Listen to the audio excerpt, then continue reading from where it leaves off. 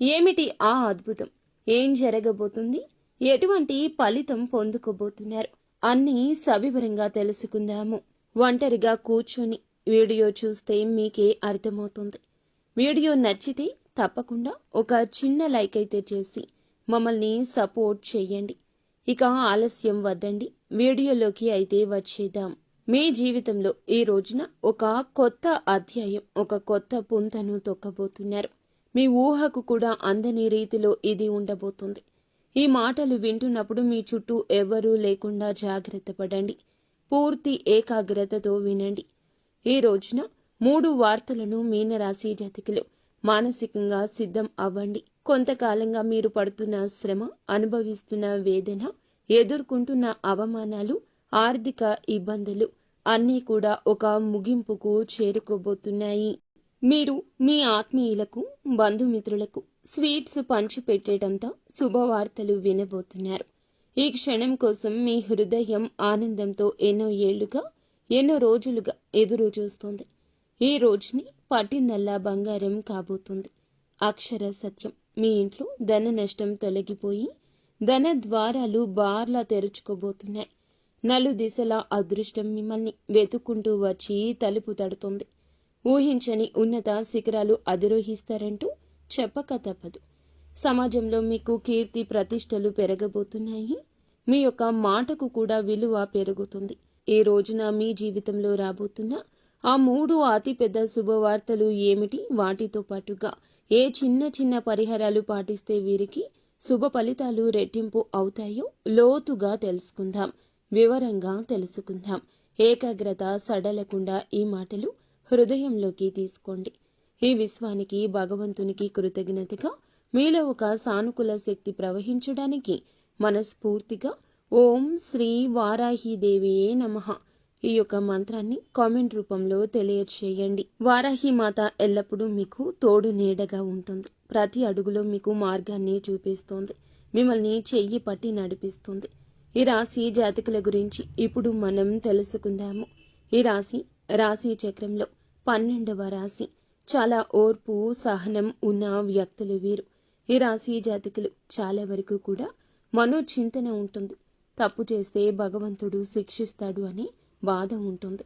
ఖచ్చితంగా ఆ యొక్క బాధతో ఆ తప్పుని చెయ్యరు. సాక్షాత్తు ఈ రాశి జాతకులను భగవంతుని స్వరూపులుగా చెప్పొచ్చు.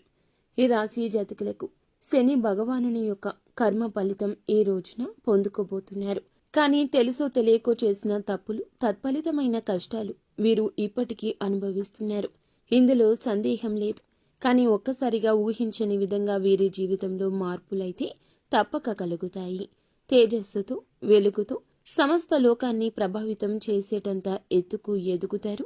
వీరి వ్యక్తిత్వం, నాయకత్వ లక్షణాలతో పాటుగా తాము ఉన్న చోట ప్రత్యేక గుర్తింపు తెచ్చుకుంటారు. ఈ రాశి జాతకుల జీవితంలో, మీ కుటుంబంలో, మీరు పనిచేసే చోట కూడా ఒక రాజులా బ్రతకడానికి ఇష్టపడతారు. ఇతరుల క్రింద పని చేయడం కంటే 10 మందికి నాయకత్వం వహించడానికి ఎక్కువ ఆసక్తి చూపిస్తారు. ఈ లక్షణం పుట్టుకతోనే వస్తుంది. మీలో రాజసం ఉట్టిపడుతుంది. ఎక్కడికి వెళ్ళినా 10 మందిలో ఉన్న ఇట్టే అందరినీ ఆకర్షిస్తారు. మీ వ్యక్తిత్వం అటువంటిది. మిమ్మల్ని ఎవ్వరూ విమర్శించలేరు. మీ ఉనికిని కాదనలేరు, విస్మరించలేరు. సూర్యునికి ఎలా అయితే శక్తి, తేజస్సు, ఆత్మవిశ్వాసానికి ప్రతీకగా ఉంటాయో ఈ రాశి వారికి కూడా అపారమైన ధైర్య సాహసాలు, ప్రకాశవంతమైన తేజస్సు, కొండంత ఆత్మవిశ్వాసం ఉంటుంది. ఎలాంటి భయానికి, సందేహాలకు వీరు నిరాశ చెందరు. వీరి మనసులో చోటుండదు. విజయ పదంలో ఇది మిమ్మల్ని నడిపిస్తుంది. మీ చుట్టూ ఉన్న వారికి, స్నేహితులకు, కుటుంబ సభ్యులకు కూడా స్ఫూర్తిగా అండదండగా ఉంటారు. కష్టాల్లో ఉన్న వారికి ధైర్యం చెప్పడంలో, వారికి సరి అయిన మార్గం చూపించడంలో ముందుంటారు. అందుకే చాలా మంది మిమ్మల్ని ఒక ఆదర్శంగా తీసుకుంటారు. మీ హృదయం చాలా దయ కలిగినది, కరుణతో నిండి ఉంటారు. పరోపకారం చేయడంలో, అవసరంలో ఉన్నవారిని ఆదుకోవడంలో ఎప్పుడూ కూడా ఈ రాశి జాతకులు ముందుంటారు. మీ దగ్గర ఉన్నది పంచిపెట్టడానికి కూడా ఏమాత్రం వెనుకాడరు. అందుకే సమాజంలో మంచి పేరు వస్తుంది. డబ్బు సంపాదించడం కూడా మీకు పెద్ద విషయం కాదు. తెలివితేటలతో, కష్టంతో ఎంతైనా చేయగలరు, సాధించగలరు. ఉదార స్వభావం వల్ల, ఆ గుణం వల్ల ధనం మీ చేతిలో ఎక్కువ కాలం ఆగదు. వచ్చిన డబ్బు వచ్చినట్లే ఖర్చు అయిపోతుంటుంది. కానీ దాని గురించి బాధపడరు. మీకు మంచి మంచి స్నేహితులు ఉంటారు. వారు కష్టకాలంలో అండగా నిలబడతారు. స్వాభిమానం, ఆత్మగౌరవం ఎక్కువ. ఆత్మాభిమానానికి భంగం కలిగిస్తే అస్సలు సహించలేరు. వాటిని కాపాడుకోవడం కోసం ఎంత దూరమైనా వెళ్తారు. ఎవరినైనా ఎదిరిస్తారు. ప్రశంసలు ఎవరైనా ప్రశంసిస్తే, పొగిడితే ఆనందపడతారు. ప్రేమతో, గౌరవంతో పలకరిస్తే ఏదైనా సాయం పొందొచ్చు. కానీ మిమ్మల్ని అవమానించినా, కఠినంగా మాట్లాడినా జీవితంలో వారి గురించి మర్చిపోరు. ఆ వ్యక్తిపై మనసులో ఒక రక వ్యతిరేకత ఏర్పడుతుంది. దాన్ని తొలగించడం కష్టమే. మీలో సృజనాత్మకత కూడా ఎక్కువ. కళల పట్ల అమిత ఆసక్తి ఉంటుంది. సంగీతం, సాహిత్యం, నృత్యం, నటన వంటి రంగాల్లో ప్రవేశిస్తే అద్భుత రాణింపు ఉంటుంది. మీలో దాగి ఉన్న కళాకారుణ్ణి బయటకు తీసుకొస్తే గొప్ప పేరు ప్రఖ్యాతలు సంపాదిస్తారు. కుటుంబాన్ని ప్రాణం కంటే ఎక్కువగా ప్రేమిస్తారు. పిల్లల కోసం, భాగస్వామి కోసం, తల్లిదండ్రుల కోసం ఎంతటి త్యాగానికైనా సిద్ధపడతారు. వారికి ఏ లోటు రాకుండా రాజులా, రాణిలా చూసుకుంటారు. సుఖ సంతోషాల కోసం, వారి కోసం అహర్నిశలు కష్టపడతారు. కుటుంబ వ్యవస్థకు, సంప్రదాయాలకు, కట్టుబాట్లకు విలువనిస్తారు. పిల్లలకు కూడా మీ నుంచి సంస్కారాన్ని, విలువలను బహుమతిగా ఇస్తారు. వారిని ఉత్తమ పౌరులుగా తీర్చిదిద్దుతారు. సమాజంలో ధైర్యానికి, పట్టుదలకు వీరు మారుపేరుగా నిలుస్తారు.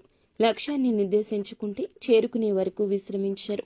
మధ్యలో ఎన్ని ఆటంకాలు ఎదురైనా, ఎన్ని అవరోధాలు వచ్చినా వాటిని ధైర్యంగా ఎదుర్కొని ముందుకు సాగుతారు. అనుకున్నది సాధిస్తారు. మీలోని ఈ పట్టుదల, దృఢ సంకల్పం చాలా మంది చూసి ఆశ్చర్యపోతారు. మిమ్మల్ని ఆదర్శంగా తీసుకుంటారు.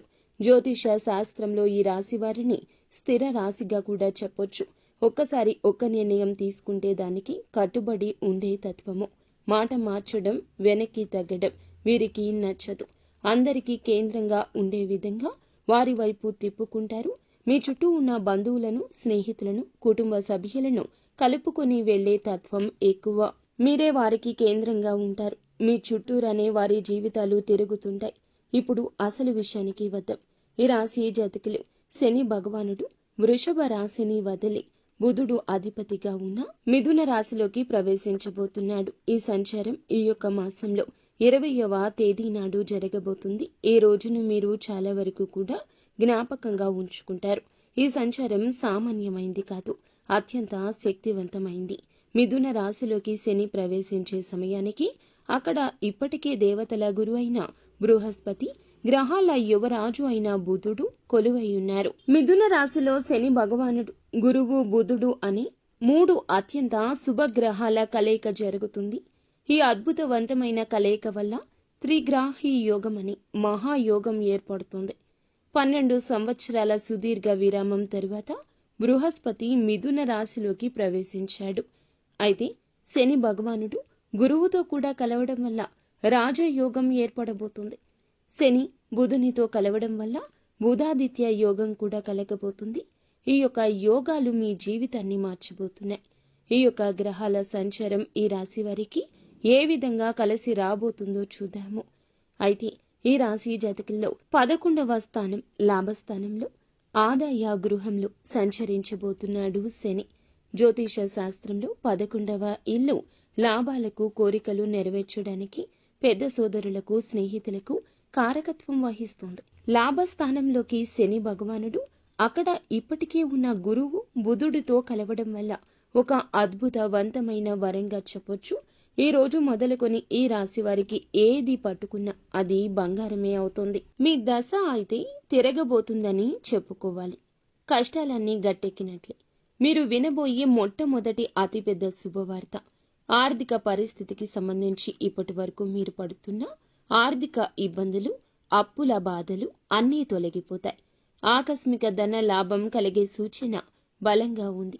లాటరీ రూపంలో కావచ్చు, వారసత్వ ఆస్తి రూపంలో కావచ్చు, ఎప్పుడో పెట్టిన పెట్టుబడుల మీద వచ్చే లాభాల రూపంలో కావచ్చు, కొత్త ఆదాయ మార్గాలు తెరుచుకుంటాయి.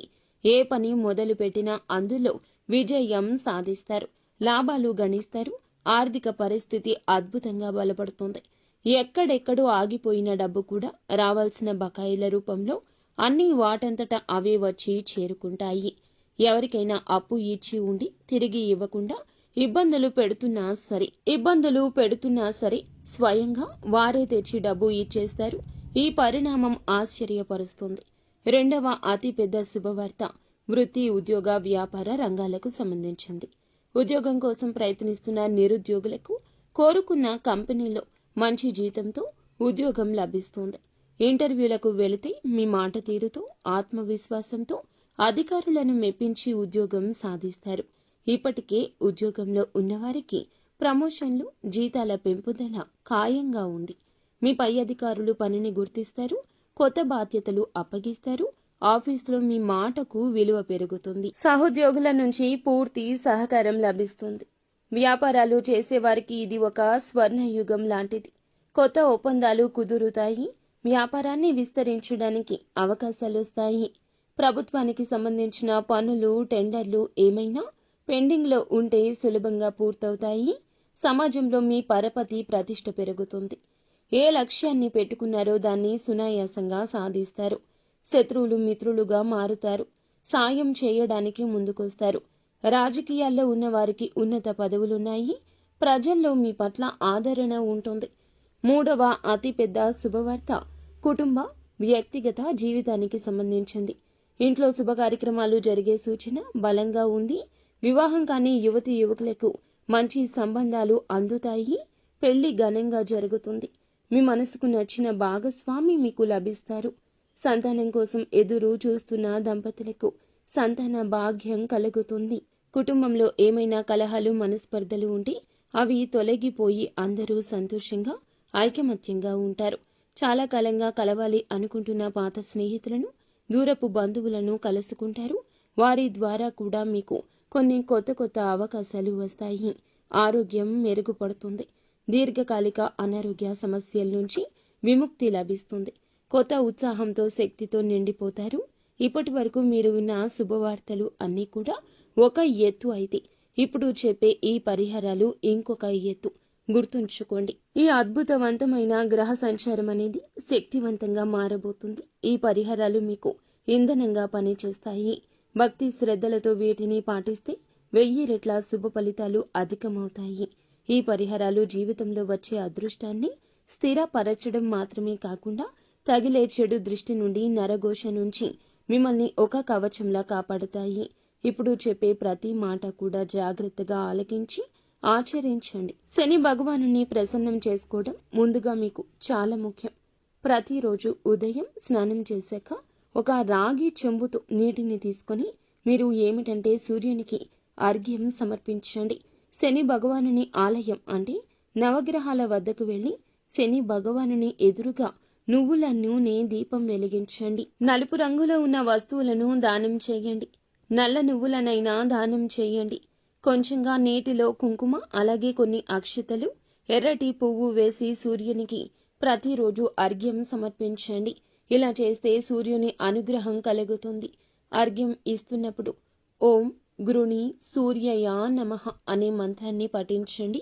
సూర్య మంత్రం అండి. 11 సార్లు జపిస్తే మీలో ఆత్మవిశ్వాసం పెరుగుతుంది. ప్రభుత్వ పనుల్లో ఇది విజయాన్ని సమకూరుస్తుంది. ఆరోగ్యాన్ని మెరుగుపరుస్తుంది. ప్రతి ఆదివారం గోధుమలతో చేసిన రొట్టెను కాని, గోధుమ పాయసాన్ని కాని ఆవుకు తినిపించండి.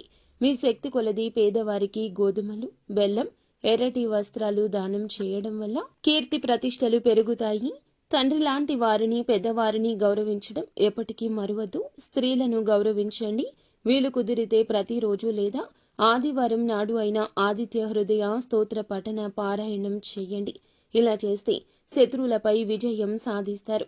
ఎలాంటి కష్టమైనా సులభంగా తొలగుతుంది. ఈ యోగంలో పాలు పంచుకుంటున్న దేవతల గురువు బృహస్పతి అనుగ్రహం మీకు లభిస్తే మీ ఇంట్లో ధనానికి, నాలెడ్జ్కు లోటు ఉండదు. ప్రతి గురువారం దత్తాత్రేయ స్వామిని లేదా సాయిబాబాను పూజించడం మంచిది. గుడికి వెళ్లి వీలైతే శనగలు దానం చేయండి. గురువారం పసుపు రంగు వస్త్రాలు ధరించడం, ఒక పసుపు రంగు రుమాలును జోబులో ఉంచుకోవడం గురు బలాన్ని పెంచుతుంది. నుదుటున పసుపు లేదా చందనం బొట్టు పెట్టుకోవడం వల్ల సరైన నిర్ణయాలు తీసుకునే శక్తి వస్తుంది. ఓం బ్రూం బృహస్పతియే నమః అనే మంత్రాన్ని ప్రతిరోజు ఉచ్చరించడం వల్ల 108 సార్లు జపించడం వల్ల ఆర్థిక పరిస్థితి పెరుగుతోంది. అలాగే సంతోషం కుటుంబంలో వస్తుంది. గురువులను, పెద్దలను, పండితులను గౌరవించడం వల్ల బృహస్పతి అనుగ్రహం లభిస్తుంది. ఈ త్రిగ్రాహి యోగంలో కీలక పాత్ర పోషిస్తున్న బుధగ్రహం అనుగ్రహం మీకు కలగాలంటే, వ్యాపారంలో, ఉద్యోగంలో, కమ్యూనికేషన్లో విజయాలు కలగాలంటే తప్పకుండా ఇలా చేయండి. బుధవారం నాడు శ్రీ మహావిష్ణువును తులసి దళాలతో పూజించడం, గణపతికి గరికను సమర్పించడం, బుధవారం నాడు ఆవుకు పచ్చగడ్డిని కానీ, నానబెట్టిన పెసలు కానీ తినిపించడం అత్యంత శ్రేష్టమైన పరిహారం. ఇది వాక్ చాతుర్యాన్ని పెంచుతుంది. ఇతరులు మీ మాటలను సులభంగా నమ్ముతారు. విద్యార్థులు ఈ యొక్క పరిహారం చేస్తే చదువులో రాణిస్తారు. అలాగే మీ యొక్క పరిస్థితులు మారతాయి. అలాగే పర్సులో కానీ, జేబులో కానీ ఎప్పుడు 2 యాలుకలు ఉంచండి. బుధగ్రహం యొక్క అనుగ్రహం ఎక్కువ అవుతుంది. ఎనర్జీ కలుగుతుంది. మీ సోదరి, మేనత్తను, భాగస్వామిని కావచ్చు, స్నేహితులను కావచ్చు గౌరవంగా చూసుకోండి. ప్రతిరోజు ఉదయం, సాయంత్రం మీ ఇంట్లో దీపారాధన చేసి కనీసం 5 నిమిషాలు అయినా దైవ ప్రార్థన చేయండి. ఇది మీ ఇంట్లోకి నెగటివ్ ఎనర్జీ రాకుండా చేసి పాజిటివ్ వైబ్రేషన్స్ని పెంచుతుంది. వీలున్నప్పుడల్లా శనివారం కాకులకు అన్నం పెట్టండి. ఇది శని దోషాలు, పితృదోషాలు నివారిస్తుంది. మీ పనుల్లో ఆటంకాలు తొలగిస్తుంది. అలాగే వీధి కుక్కలకు బిస్కెట్లు లేదా ఆహారం పెట్టడం వల్ల రాహు కేతువుల ప్రభావం తగ్గుతుంది. మంగళవారం లేదా శనివారం నాడు హనుమాన్ చాలీసా పఠించండి. ఆంజనేయ స్వామి దయ ఉంటే ఎలాంటి దృష్టి, నరఘోష అయినా తొలగిపోతుంది. అన్ని ఆపదల నుంచి గట్టెక్కిస్తాడు. ప్రతి శుక్రవారం మీరు శ్రీ మహాలక్ష్మి అమ్మవారికి నెయ్యి దీపం పెట్టి శ్రీ సూక్తం పఠించడం లేదా వినడం ఇంట్లో సంపద కలగచేస్తుంది. అనవసర ఖర్చులు తగ్గిపోతాయి. ఈ పరిహారాలు అన్నీ కూడా దైవానుగ్రహాన్ని మన వైపు తిప్పుకోవడానికి మార్గాలు మాత్రమే. వీటన్నింటికంటే ముఖ్యమైంది ఆత్మవిశ్వాసం, కఠోర శ్రమ. దైవానుగ్రహానికి మీ ప్రయత్నం కూడా తోడైతేనే మిమ్మల్ని ఆపగలిగే శక్తి ప్రపంచంలో ఉండదు. ఈ కాలంలో అందరిలో ఒక అద్భుత సానుకూల శక్తి ఉంటుంది. కానీ మనల్ని మనం నమ్మడం, భగవంతుణ్ణి నమ్మడం మరచిపోతున్నాము. భగవంతుణ్ణి నమ్మినా సందేహంగా ఉంటున్నాం. అది జరుగుతుందో లేదో అనే ఆలోచన పక్కన పెట్టేయండి. మీలో కూడా ఎప్పుడూ పాజిటివ్ ఎనర్జీ ఉండాలి. మీ మీద మీకు నమ్మకం ఉండాలి. ఎప్పుడూ చెడుగా ఆలోచించొద్దు. ఏ నిర్ణయమైనా సరైందిగా నిరూపించుకునే ప్రయత్నం చేసుకోండి. సమాజంలో గౌరవం ఇనుమడిస్తుంది. జీవితంలో ఆనందం కలుగుతుంది. అలాగే ఈ రాశి జాతకులకు ఒక విషయం గురించి కూడా చెప్పాలండి. మనం ఎప్పుడూ శని భగవాను నిందిస్తూ ఉంటాము. ఏం శని పట్టిందిరా వీడికి, శని పట్టింది వీడికి, ఇలాంటి మాటలు మాట్లాడకూడదు. శని భగవానునికి కోపం తెప్పించే మాటలు ఇవి. శని కర్మకారకుడు. మన కర్మకు తగ్గ ప్రతిఫలితం మాత్రమే ఇస్తాడు. కావున ఇలా శనిని తిట్టడం, అవమానించడం ఇక తగ్గించండి. తగ్గించడం కాదండి, మానుకోండి. శని భగవాను ఎప్పుడూ తిట్టకూడదు. శనికి విపరీతమైన కోపం వస్తుంది. ఇలా చేస్తే గనక మీ జీవితం ఖచ్చితంగా అంధకారంలోకి నెట్టబడుతుంది. పరమశివునికి సాధ్యపడలేదు. ఏలిన నాటి శని నుంచి తప్పించుకోవడం. మనం మానవ మాత్రులము. కావున ఇలా చేయకుండా శని ఆరాధన చేస్తూ ఖచ్చితంగా శనికి ఇష్టమైన నల్లని వస్త్రాలను కానీ, వస్తువులను కానీ, పేదవారికి కానీ, అవసరతలో ఉన్నవారికి కానీ దానం చేయండి. అంతా